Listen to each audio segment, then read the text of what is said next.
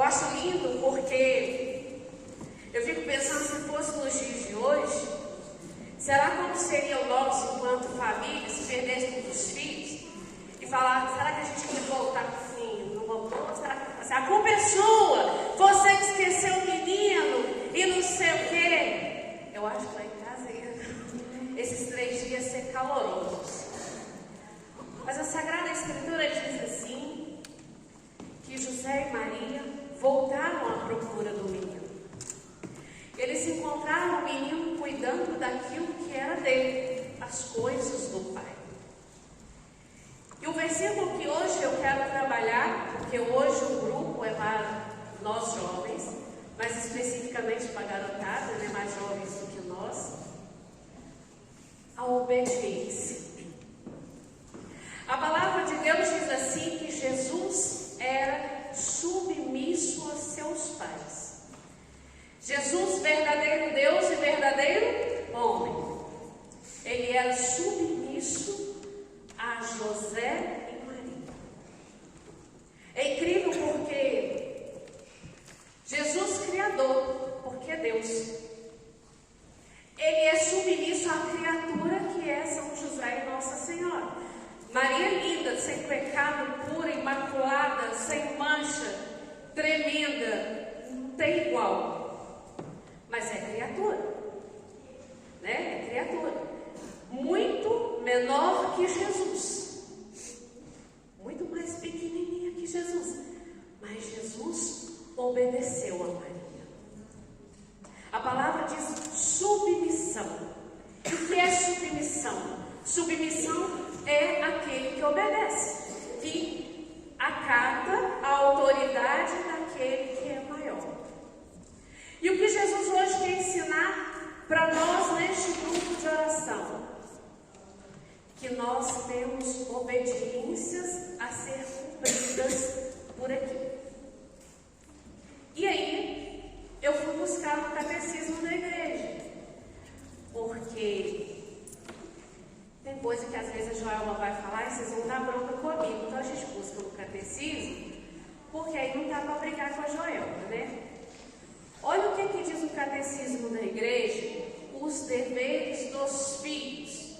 Então, jovens, prestem atenção. Mas prestem muita atenção. A paternidade divina é fonte da paternidade humana. É o fundamento da honra devida aos pais. O respeito dos filhos é fundamento. O respeito dos filhos, menores ou adultos, pelo pai e pela mãe, alimenta-se pela afeição natural, nascida no vínculo que une e é exigido pelo preceito divino. O respeito pelos pais, piedade filial, é produto do reconhecimento com que aqueles que pelo dom da vida, por seu amor e por seu trabalho, puseram seus filhos no mundo e permitiram que crescessem em estatura, em sabedoria e graça. Honrar teu pai de todo o teu coração e não esqueça as dores de tua mãe. Lembra-te que fostes gerados por eles. O que lhes darás pelo que te deram. Eclesiastes 7, 29, 27, 28. O respeito filial se revela pela docilidade, pela obediência verdadeira. Meu filho, guarda os preceitos do teu pai. Não rejeita as instruções da tua mãe. Quando caminhares, te guiarão. Quando descansares, te guardarão. Quando despertares, te falarão. Um filho sábio ama a correção do pai, e o zombador não escuta a reprimenda. Enquanto o filho viver na casa de seus pais, deve obedecer a toda solicitação dos pais que vivem ao seu bem ou ao da família. Filhos, obedecei em tudo os vossos pais, pois isso é agradável ao Senhor. Os filhos têm ainda de obedecer às prescrições razoáveis a seus educadores e todos aqueles aos quais os pais os confiais. Mas se os filhos estiver convicto em consciência de que é moralmente mal obedecer a tal ordem, que não o siga. Então vamos entender. O catecismo da igreja diz que os filhos devem obedecer aos pais. Se moram debaixo do mesmo teto, tem que seguir as regras daquele teto. Quer queira, quer não. E isso é agradável ao coração de Deus. Então, se você quer agradar ao Senhor, aprenda a obedecer a seus pais. Aprenda a ser caridoso com aquele que te deu a vida. Aí talvez você está pensando assim, eu sei que eu não moro em casa. Você que não conhece meu pai e minha mãe. Se você conhecesse, você não ia pregar isso na frente. Enquanto eu preparava, Deus falava ao meu coração o seguinte: se você não recebeu o amor do teu pai, se você não recebeu o respeito do teu pai, se você não recebeu a atenção que você esperava do teu pai, de uma coisa você pode ter certeza: seu pai não te dá porque ele não recebeu. Nós só podemos dar àquele da nossa família o que nós temos dentro de nós.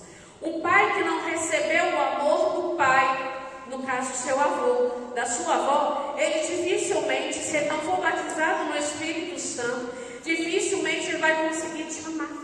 Porque quando eu sou batizada no Espírito Santo, eu tenho uma afeição a Deus, uma ligação a Deus, e com isso é transformado dentro de mim. Então eu consigo fazer com que as dores do meu passado sejam transformadas e eu posso dar amor aos meus filhos, mesmo que eu não tenha recebido.